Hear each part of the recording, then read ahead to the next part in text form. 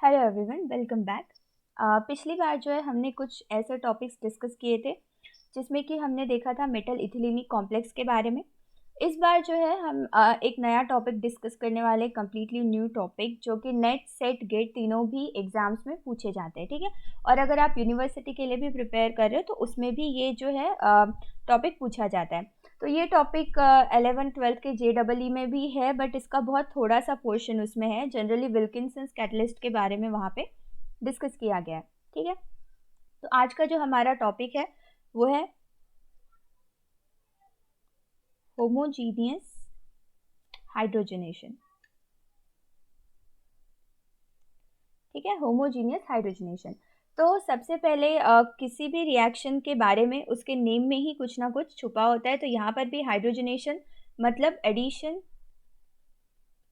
Of hydrogen, addition of hydrogen. तो यहाँ पर जो हाइड्रोजन ऐड होता है वो मॉलिक्यूल के फॉर्म में ऐड होता है, ठीक है, यानी कि H2 के फॉर्म में ऐड होगा। अब यहाँ पे ऐड किस पे होगा? तो ऑब्वियसली हमारा ओलेफिन अल्कीन, ठीक है। तो इसके ऊपर जो है हाइड्रोजन का क्या होगा? एडिशन होगा। तो ये जो एडिशन होता है ये दो टाइप का होता है। एक होता है होमोजीनियस हाइड्रोजनेशन, जिसमें क्या होता है कि हमारा रिएक्टेंट और हमारा हाइड्रोजन दोनों भी गैसियस फेज में होते हैं। लेकिन जो हेट्रोजीनियस हाइड्रोजनेशन है, यानी कि हमें जो हाइड्रोजनेशन रिएक्शन करवानी है उसमें हमारे रिएक्टेंट का और हाइड्रोजन का दोनों का फेज अलग अलग होगा। यानी कि हाइड्रोजन मॉलिक्यूल गैसियस फेज में प्रेजेंट होगा और जो अल्कीन है वो हमारा सॉलिड फेज में प्रेजेंट होगा, क्योंकि ये किसी एड्जॉर्बेंट पे एब्जॉर्ब हुआ होगा, ठीक है।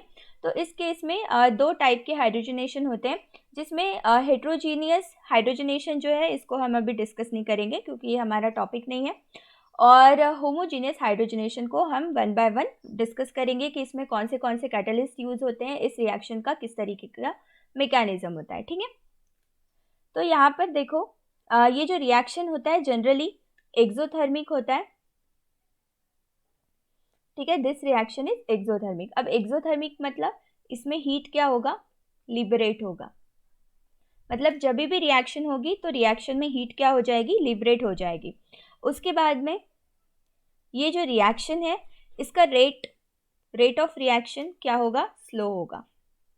अब हमें पता है, अगर आप लोगों ने केमिकल काइनेटिक्स में पढ़ा होगा कि रेट ऑफ रिएक्शन किसे कहते हैं, ठीक है। तो हमें जो प्रोडक्ट का कॉन्सेंट्रेशन है, increase in concentration of product और decrease in concentration of reactant with respect to time अगर हम डिस्कस करते हैं तो उसमें हम क्या डिस्कस करते हैं? Rate of reaction. तो यहाँ पे रेट ऑफ रिएक्शन क्या बोला गया है? स्लो बोला गया है, ठीक है। यानी कि ये जो रिएक्शन है एडिशन ऑफ हाइड्रोजन और होमोजीनियस हाइड्रोजनेशन, इसमें जो रेट है रिएक्शन का वो क्या है? स्लो है। उसके बाद में इसमें जो एक्टिवेशन एनर्जी हमें देनी है, obviously rate of reaction slow है तो हमें एक्टिवेशन एनर्जी हमें क्या प्रोवाइड करनी पड़ेगी? हाई प्रोवाइड करनी पड़ेगी। अब ये एक्टिवेशन एनर्जी क्या होती है? तो ठीक है, तो अगर हमारे पास इतनी एनर्जी पहले से ही रिएक्टेंट में प्रेजेंट है, ठीक है, और इतनी एनर्जी इसको प्रोडक्ट में ट्रांसफ़र होने के लिए, इंटरमीडिएट बनने के लिए और प्रोडक्ट में ट्रांसफ़र होने के लिए अगर इतनी एनर्जी की ज़रूरत है तो वो उसकी क्या होगी? Activation energy.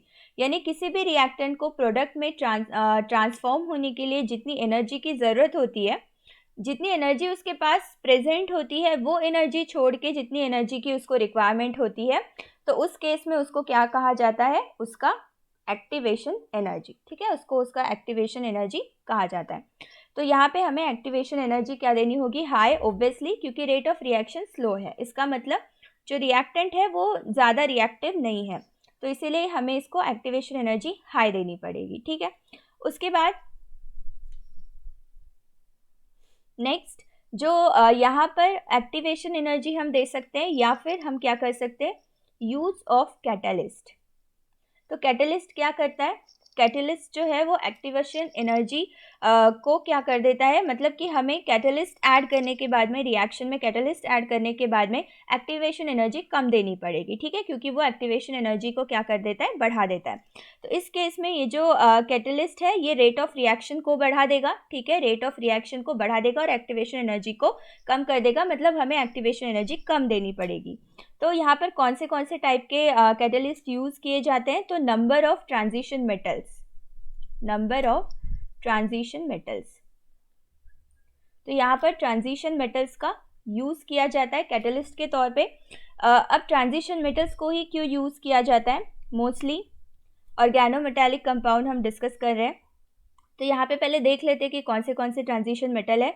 तो रुदेनियम, ठीक है, ये एक हेवी ट्रांजिशन मेटल है, ऑक्सीडेशन नंबर 3, ठीक है, इस फॉर्म में इसको कैटलिस्ट के तौर पे यूज़ किया जाता है। उसके बाद rhodium, oxidation number 2, palladium, oxidation number 2, platinum with oxidation number 2 और निकेल विथ ऑक्सीडेशन नंबर 2। तो इतने सारे ट्रांजिशन एलिमेंट्स जो है वो हमें यूज़ करने होते हैं। तो उसमें से निकेल जो है वो 3D सीरीज़ का है, बाकी ये सारे जो एलिमेंट्स है ये 4D और 5D सीरीज़ के। तो यहाँ पे देखो इनका ऑक्सीडेशन हम कैसे निकाल सकते हैं, ऑक्सीडेशन स्टेट हम कैसे निकाल सकते हैं, वो जब हम रिएक्शन परफॉर्म करेंगे तो देखेंगे। तो ये सारे एलिमेंट्स यूज़ किए जाते हैं। इसके पीछे का रीज़न क्या है, तो ये जो ट्रांजिशन मेटल्स है, ठीक है, तो इनके पास क्या होते हैं, डी ऑर्बिटल्स। डी ऑर्बिटल्स का स्ट्रक्चर हम बना लेते हैं, ठीक है, यहाँ पे प्रेजेंट होता है एस ऑर्बिटल और यहाँ पे प्रेजेंट होता है पी ऑर्बिटल, ठीक है।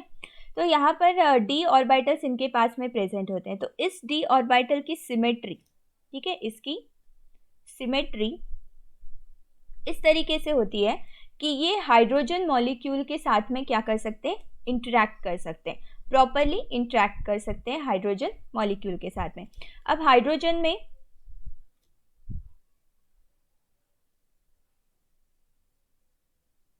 ठीक है, तो ये होगा बॉन्डिंग मॉलिक्यूलर ऑर्बिटल और ये होगा एंटी बॉन्डिंग मॉलिक्यूलर ऑर्बिटल। तो ये जो डी ब्लॉक के एलिमेंट्स हैं इनके पास जो इलेक्ट्रॉन्स प्रेजेंट होते हैं, फॉर एग्जांपल हम निकेल की बात कर रहे हैं यहाँ पर, तो ये जो इनके पास इलेक्ट्रॉन्स प्रेजेंट होते हैं ये इलेक्ट्रॉन्स ये क्या करते हैं, हाइड्रोजन के एंटी बॉन्डिंग ऑर्बिटल्स में भेजते हैं। तो इसके कारण क्या होता है कि ये जो हाइड्रोजन मॉलिक्यूल है, मतलब हम मॉलिक्यूलर ऑर्बिटल डायग्राम देख रहे हैं, तो ऑब्वियसली दोनों साइड में हाइड्रोजन मॉलिक्यूल्स होंगे। तो ये जो हाइड्रोजन मॉलिक्यूल है ये क्या हो जाता है, ब्रेक हो जाता है। इस हाइड्रोजन मॉलिक्यूल की जो बॉन्डिंग है वो क्या हो जाती है, टूट जाती है, क्योंकि ये डी ऑर्बिटल्स के इलेक्ट्रॉन, ये जो मेटल है ट्रांजिशन मेटल कोई भी डी ब्लॉक का, तो ये अपने डी ऑर्बिटल्स के इलेक्ट्रॉन इसके हाइड्रोजन के एंटी बॉन्डिंग मॉलिक्यूलर ऑर्बिटल में ट्रांसफ़र करता है, जिसके कारण दोनों हाइड्रोजन का जो बॉन्ड है वो ब्रेक हो जाता है। तो ये जो बॉन्ड ब्रेक होता है उसको क्या कहते हैं, होमोलिटिक फिशन, ठीक है, क्या कहते हैं, होमोलिटिक फिजन। तो होमोलिटिक फिजन से दोनों हाइड्रोजन का बॉन्ड ब्रेक हो जाता है और एक बार हाइड्रोजन का बॉन्ड अगर ब्रेक हो गया तो फिर वो अल्कीन पे क्या करता है, अटैक करता है। तो इस तरीके से इसका जो मैकेनिज्म है हाइड्रोजन मॉलिक्यूल के रिएक्टिव होने का मैकेनिज्म है, ठीक है। उसके बाद में this hydrogen atoms can now be transfer to the alkene. अब ये हाइड्रोजन एटम पूरी तरीके से तैयार है अल्कीन पे ट्रांसफ़र होने के लिए। अब ये जो रिएक्शन है इसका इम्पोर्टेंस देख लेते हैं और यू कैन से एप्लीकेशन। तो इसका इम्पोर्टेंस और एप्लीकेशन ये है, इसका इम्पोर्टेंट और एप्लीकेशन ये है कि इस रिएक्शन का यूज़ होता है फूड इंडस्ट्री में। फूड इंडस्ट्री में इन द सेंस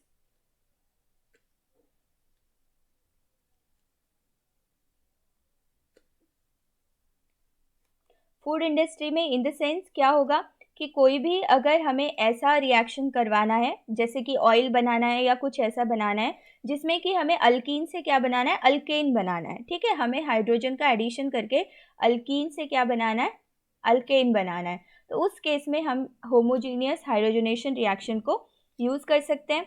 उसके बाद में इसका है जो कॉस्मेटिक इंडस्ट्री है, ड्रग इंडस्ट्री है। देखो ड्रग इंडस्ट्री यानी कि मेडिसिनल इंडस्ट्री, इसमें बहुत बार ऐसे होता है कि हाइड्रोकार्बन्स का यूज़ किया जाता है बहुत सारे ड्रग्स में यूज़ किया जाता है। तो अगर हमारे पास ओलेफिन प्रेजेंट है और हमें उससे अल्केन बनाना है, तो उस केस में भी हम इस रिएक्शन का यूज़ कर सकते हैं, ठीक है। क्योंकि ये इसका जो मैकेनिज्म है वो प्रॉपरली डिस्कस नहीं है, पर इसका जो प्रोडक्ट फॉर्मेशन का रेट है उसको हम कैटलिस्ट यूज़ करके क्या कर सकते हैं, अच्छा बना सकते हैं। उसके बाद में यहाँ पर पेट्रोकेमिकल्स, ओब्वियसली पेट्रोकेमिकल्स एक बहुत बड़ी इंडस्ट्री है। तो जिन लोगों को ओएनजीसी और ऑयल इंडस्ट्री के लिए प्रिपेयर करना है, तो उनके लिए भी ये जानना ज़रूरी है कि ये रिएक्शन होती है और इस रिएक्शन के मदद से ही हम क्या बना सकते हैं, अल्कीन से अल्केन बना सकते हैं, ठीक है। तो इस तरीके से इसके कुछ इम्पोर्टेंस है जो कि आपको याद रखने हैं। ये जो रिएक्शन है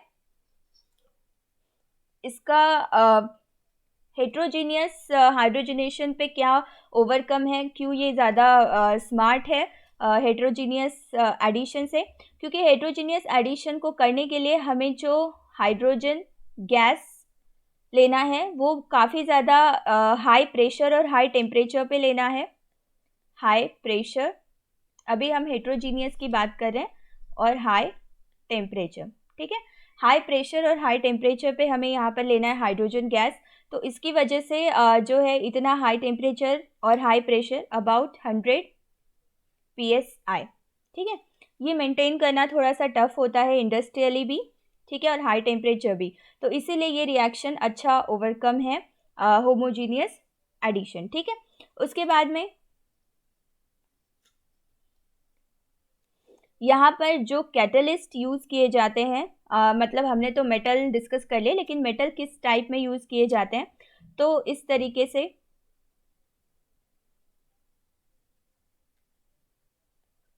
ठीक है, ये फर्स्ट कैटलिस्ट है।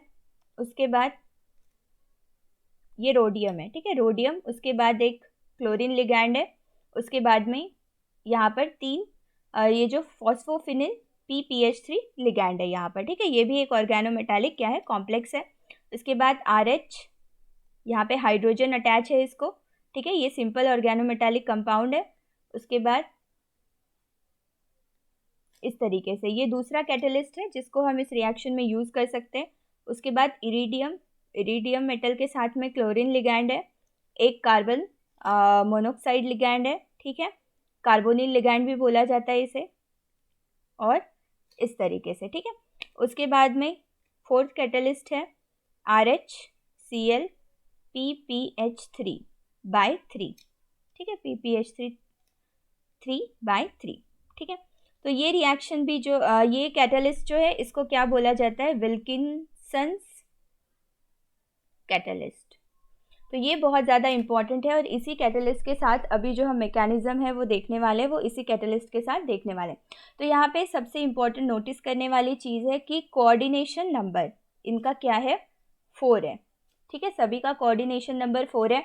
सारे मेटल्स का ऑक्सीडेशन स्टेट क्या होगा, अलग अलग होगा हर किसी के कैटलिस्ट के स्ट्रक्चर के हिसाब से।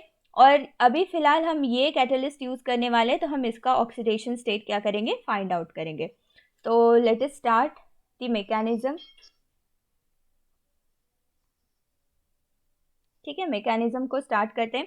तो इस रिएक्शन के मैकेनिज्म को जनरली कॉम्प्लेक्स मैकेनिज्म बोला जाता है, ठीक है, और इसके ऊपर और स्टडी की ज़रूरत है। और अगर कोई इंटरेस्टेड है फ्यूचर में रिसर्च में, तो इस ब्रांच को और वो क्या कर सकता है, डेवलप कर सकता है। तो सबसे पहले जो हमारा कैटलिस्ट है उसका स्ट्रक्चर हम बना लेंगे। इस तरीके से हमारा कैटलिस्ट है, ठीक है। तो इसको हम PPH3 P dash equals to PPH3, ठीक है, PPH3/3 है, तो 1 2 3। तो यहाँ पे जो सेंट्रल मेटल एटम है वो क्या है, रोडियम। अब इसका हमें क्या निकालना है, ऑक्सीडेशन स्टेट।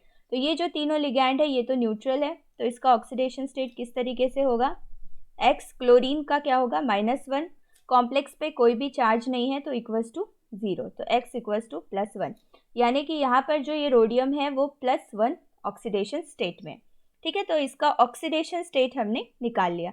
मेटल को X कंसीडर करना है, ये तीनों लिगैंड न्यूट्रल है और सिर्फ क्लोरीन यहाँ पे प्रेजेंट है, क्लोरीन का -1 होता है, तो ये जब इस साइड जाएगा कॉम्प्लेक्स पे कोई भी चार्ज नहीं है तो यहाँ पे क्या हो जाएगा +1।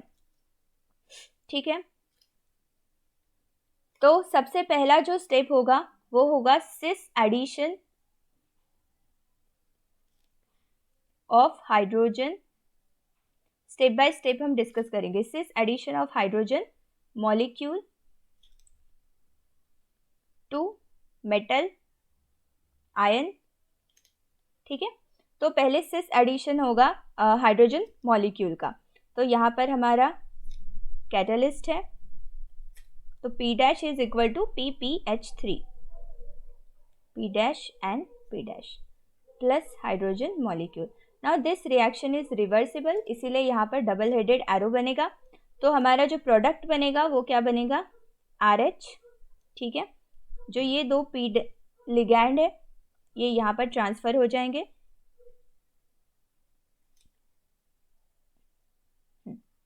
अब यहाँ पर देखो सिस एडिशन का क्या मीनिंग हुआ।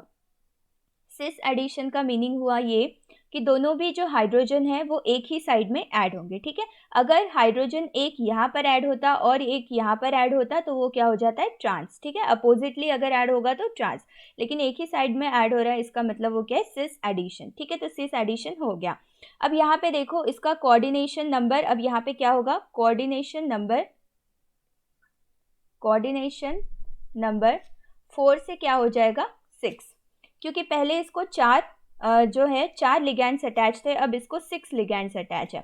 तो पहले इसका ऑक्सीडेशन था +1। ठीक है, अब यहाँ पर अगर मेटल को X कंसीडर करते हैं तो यहाँ पे क्लोरीन का एक -1, हाइड्रोजन का एक -1 और दूसरे हाइड्रोजन का एक -1, तो यहाँ पे हो जाएगा -3। कॉम्प्लेक्स पे कोई भी चार्ज नहीं है तो X इक्वल्स टू +3, यानी कि यहाँ पर रोडियम का जो ऑक्सीडेशन स्टेट है वो +3। यानी कि क्या क्या चेंज हुआ, तो यहाँ पे सिस एडिशन हुआ है हाइड्रोजन का, यानी कि दोनों हाइड्रोजन ये जो फॉस्फीन लिगैंड्स है वो यहाँ पर इस तरीके से ट्रांसफ़र हो गए, शिफ्ट हो गए, और ये दो हाइड्रोजन यहाँ आके क्या हो गए अटैच हो गए। तो ये जो एडिशन है, ठीक है, उसके केस में कोऑर्डिनेशन नंबर चेंज हुआ है, यानी कि पहले इसको 4 लिगैंड्स अटैच थे, अब इसको 6 लिगैंड्स अटैच है, तो coordination number changes from 4 to 6। ठीक है, उसके बाद में यानी कि स्ट्रक्चर भी चेंज हुआ होगा। उसके बाद में इसका जो ऑक्सीडेशन स्टेट है वो मेटल का, सेंट्रल मेटल एटम का +1 से क्या हो गया है +3। ठीक है, तो दो चीज़ें यहाँ पर ध्यान रखनी है कि क्या क्या चेंज हुआ है, ऑक्सीडेशन स्टेट चेंज हुआ है और क्या चेंज हुआ है कोऑर्डिनेशन नंबर। कोऑर्डिनेशन नंबर क्या होता है कि कितने लिगैंड्स मेटल को अटैच है। यहाँ पे 4 लिगैंड्स अटैच है तो 4 होगा, और फिर यहाँ पे 6 लिगैंड्स अटैच हो गए तो यहाँ पे क्या हो जाएगा 6 होगा। तो अब यहाँ पर इस रिएक्शन को कहा जाता है ऑक्सीडेटिव एडिशन, क्योंकि इसमें क्या हुआ है ऑक्सीडेशन स्टेट भी इंक्रीज हुआ है, +1 से क्या हो गया है +3, तो इस रिएक्शन को क्या बोलेंगे ऑक्सीडेटिव एडिशन। तो फर्स्ट स्टेप में क्या होता है ऑक्सीडेटिव एडिशन। ठीक है, नाउ सेकेंड स्टेप में जाते हैं। सेकेंड स्टेप में क्या होगा phosphine ligand dissociates, phosphine ligand dissociate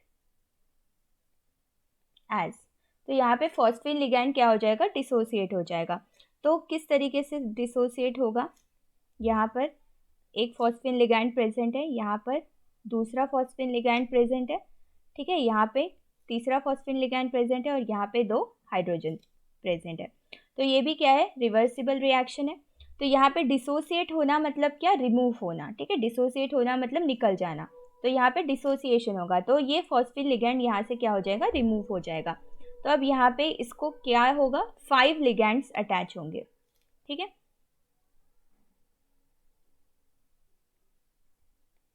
यहाँ पर इसको 5 लिगैंड्स अटैच होंगे और एक लिगैंड यहाँ से क्या हो चुका है डिसोसिएट हो चुका है। ऑब्वियसली एक लिगैंड यहाँ से फिर से डिसोसिएट हुआ है तो मेटल का ऑक्सीडेशन स्टेट चेंज नहीं होगा, क्योंकि यहाँ पर फिर से ऑक्सीडेशन स्टेट क्या रहेगा +3, क्योंकि 3 लिगैंड्स यहाँ पर अभी भी क्या है अटैच है। उसके बाद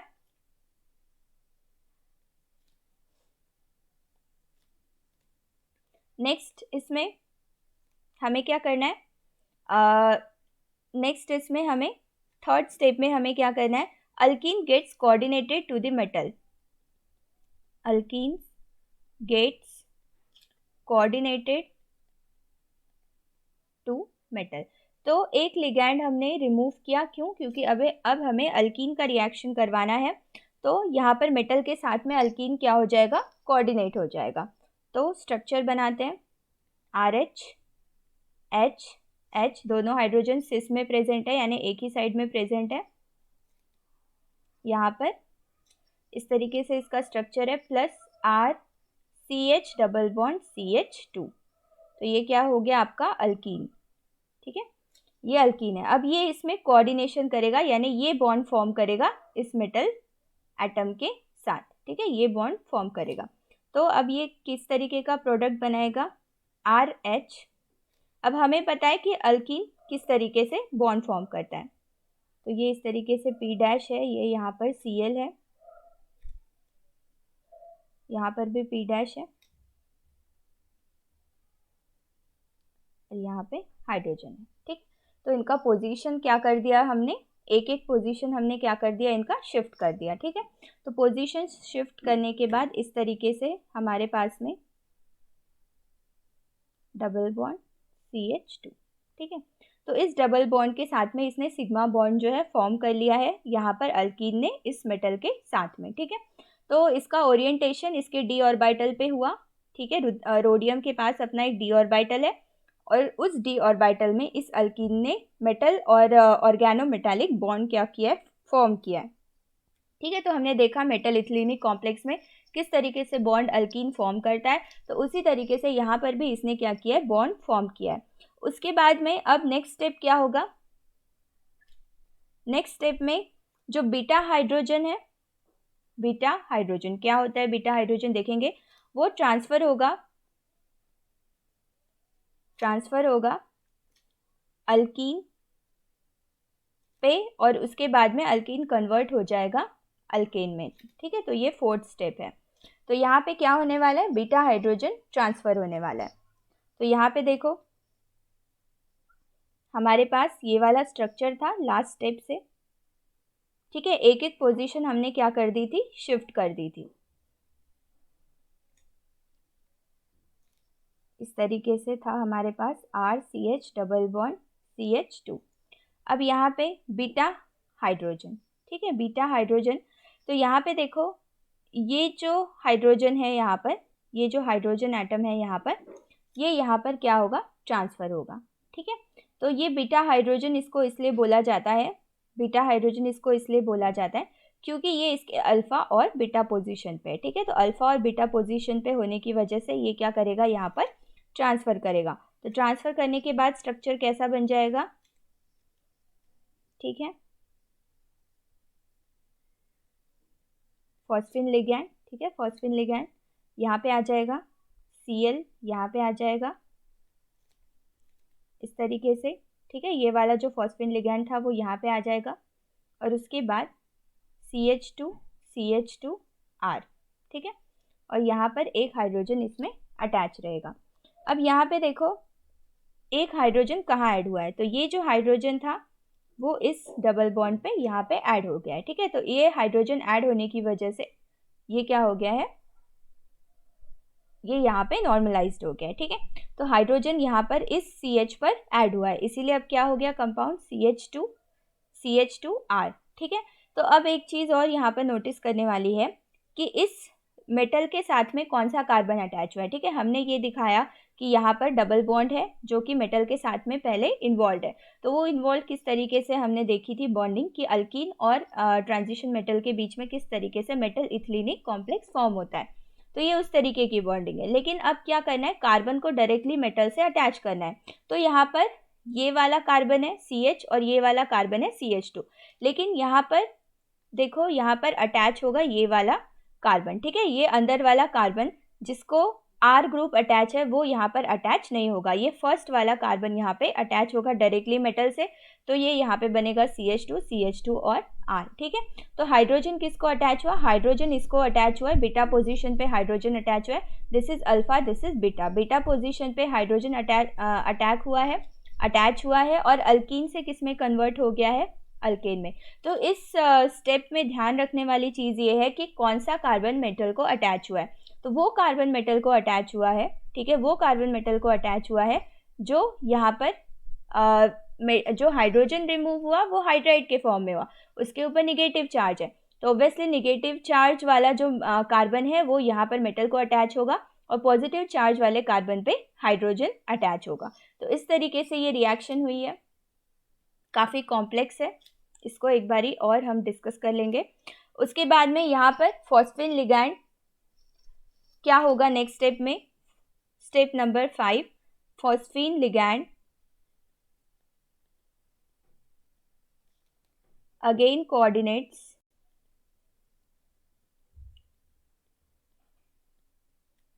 टू मेटल। ठीक है, वापस जो फॉस्फीन लिगैंड पहले बाहर निकला था वो वापस से मेटल को कोऑर्डिनेशन करेगा। तो यहाँ पे इस तरीके से स्ट्रक्चर था हमारा, पहले हमारे पास 3 फॉस्फीन लिगैंड थे, अब यहाँ पर इस तरीके का स्ट्रक्चर है CH2CH2R। ठीक है, तो अब यहाँ पे जो फॉस्फीन लिगैंड है फिर से मेटल को 1 2 3 4 5 लिगैंड्स अटैच है। तो 5 लिगैंड्स अगर किसी भी कॉम्प्लेक्स को अटैच होंगे तो वो अनस्टेबल होता है, तो अब इसीलिए इसमें फॉस्फीन लिगैंड वापस से क्या हो जाएगा, अटैच हो जाएगा, उसको स्टेबल बनाएगा और 6 लिगैंड्स इसमें क्या हो जाएंगे, अटैच। यहाँ पर फॉस्फीन लिगैंड को अटैच करा देते हैं CH2CH2R। ठीक है, अब ये 6 इसमें बन गया। अब लास्ट में क्या होगा, alkene is eliminated from the complex, ये जो अल्कीन है ये इस कॉम्प्लेक्स से बाहर निकल जाएगा। ठीक है, along with the hydrogen, hydrogen को लेके ये यहाँ से बाहर निकलेगा। ठीक है, हाइड्रोजन को लेके ये यहाँ से बाहर निकलेगा और उसके बाद में जो hydrogen atom and oxidation state of metal come backs to +1। तो ये जो स्टेप है इसमें 2 स्टेप है। तो पहले में तो क्या होगा कि हमने देखा फॉस्फेन लिगैंड ऐड हो जाएगा और उसके बाद क्या हो जाएगा कि इस वाले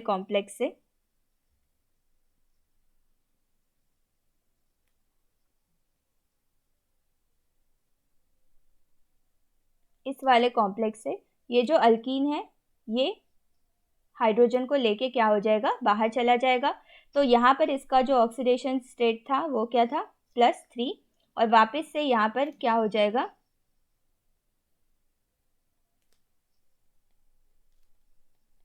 वापस से यहाँ पे क्या हो जाएगा, +1। ठीक है, यानी कि जो कैटलिस्ट हमने पहले यूज़ किया था वो कैटलिस्ट क्या हुआ है, रीजनरेट हुआ है, यानी कि कैटलिस्ट वापस से तैयार हुआ है रिएक्शन के एंड में, और उसके वजह से हम यहाँ पर क्या बोलेंगे, रीजनरेशन ऑफ कैटलिस्ट। और अगर किसी भी रिएक्शन में कैटलिस्ट बार बार रिएक्शन होने के बाद में रीजनरेट होता है तो उस केस में जो रिएक्शन है वो मोर इफ़िशियंट होता है। ठीक है, उसकी जो उस रिएक्शन को करने के लिए हमें एक्स्ट्रा कैटलिस्ट बाहर से ऐड नहीं करना पड़ता है, क्योंकि रिएक्शन में वापस से वो कैटलिस्ट क्या होती है, रीजनरेट होती है। तो ये जो प्रोसीजर है जिसमें अल्कीन बाहर निकलेगा हाइड्रोजन को लेके, इस प्रोसीजर को कहा जाता है रिडक्टिव एलिमिनेशन। अब देखो पहला जो स्टेप था उसको हमने कहा था ऑक्सीडेटिव एडिशन, क्योंकि उसमें ऑक्सीडेशन नंबर +1 to +3 हो रहा था। ठीक है, क्योंकि ऑक्सीडेशन नंबर बढ़ रहा था। अब यहाँ पे देखो ऑक्सीडेशन नंबर कम हो रहा है, तो जहाँ ऑक्सीडेशन नंबर कम होता है उसको हम क्या बोलते हैं, रिडक्टिव एलिमिनेशन। और क्योंकि रिएक्शन क्या हुई, एलिमिनेशन की, और फर्स्ट स्टेप में रिएक्शन क्या हुई थी, एडिशन की। तो अब सोचने वाली बात यह है कि जब भी किसी भी मेटल में कुछ ऐड होता है तो उसका ऑक्सीडेशन नंबर बढ़ता है, तो उसे एडिशन रिएक्शन बोलेंगे, ऑक्सीडेटिव एडिशन।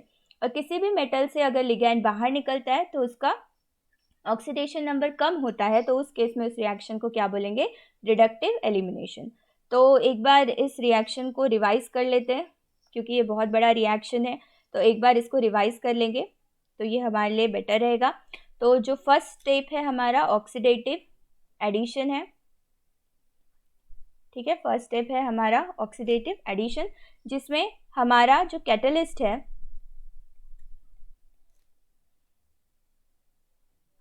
इस पर क्या ऐड होने वाला है, 2 हाइड्रोजन, कौन से फॉर्म में, सिस फॉर्म में। ठीक है, ये ऐड हो गया। उसके बाद में क्या होने वाला है, जब 2 हाइड्रोजन सिस फॉर्म में ऐड हो गए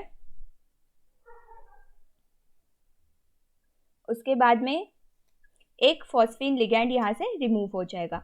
एक लिगैंड रिमूव होने के बाद में यहाँ पे क्या ऐड हो जाएगा, alkyne, RCH double bond CH2।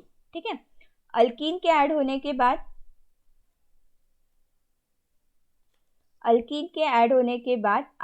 CH double bond CH2। तो यहाँ पे हमें ये देखना है कि अल्कीन के ऐड होने के बाद यहाँ पर क्या होगा, बीटा हाइड्रोजन का एडिशन। तो ये एक हाइड्रोजन एटम, ठीक है, इसका जो स्ट्रक्चर है वो भी चेंज होगा, जो कि हम शिफ्ट करेंगे इसको, ठीक है। शिफ्ट करने के बाद ये जो बीटा हाइड्रोजन है, अल्फा और बीटा, तो ये वाला हाइड्रोजन यहाँ पे ऐड हो जाएगा, क्योंकि डबल बॉन्ड इस अल्कीन पे शिफ्ट हो जाएगा, यहाँ पे आएगा निगेटिव चार्ज।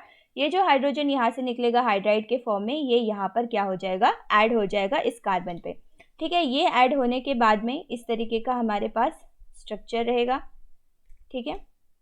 तो हाइड्रोजन ऐड होने के बाद में ये ध्यान रखना है कि कार्बन कौन सा अटैच होगा मेटल से, तो ये वाला कार्बन मेटल से अटैच होगा, CH2 CH2R, ठीक है। इस तरीके से ये अटैच हो जाएगा। उसके बाद में एक हाइड्रोजन बचेगा, ठीक है। उसके बाद में ये जो हाइड्रोजन है, अब यहाँ पर 5 लिगैंड है, तो फिर से फॉस्फीन लिगैंड का एडिशन होगा, तो टोटल 6 हो जाएगा। कोऑर्डिनेशन नंबर वापस से क्या हो जाएगा, +3। उसके बाद में ये अल्कीन इस हाइड्रोजन के साथ में क्या हो जाएगा, बाहर निकल जाएगा, जिसको हम क्या बोलेंगे, रिडक्टिव एलिमिनेशन, और वापस से कैटलिस्ट क्या हो जाएगा, रीजनरेट हो जाएगा। तो इस तरीके से ये है एडिशन रिएक्शन।